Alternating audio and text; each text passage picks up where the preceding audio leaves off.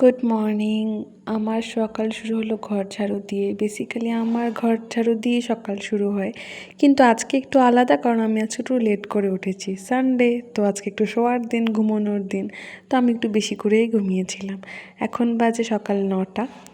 আমি আমার ঘর পরিষ্কার করছি, আর আমি আমার মাকে এখন এই কথাটাই বলতে চাই যে বন গই মে জো তুম মুঝে বানানা চাহতে থে।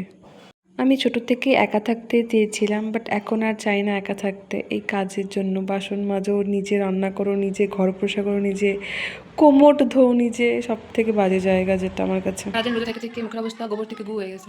তো আমি স্কিন কেয়ার করতেছি। হচ্ছে আমার নতুন রুম, আমি রুম চেঞ্জ করেছি। আমি ভেবেছিলাম একটু ব্লগ বানাবো, কিন্তু হয়ে ওঠেনি, কারণ ওই টাইমে বা লেস্ট হচ্ছিলো জীবনে। এখনও চলছে, আর এখন ঠিক আছে, আমি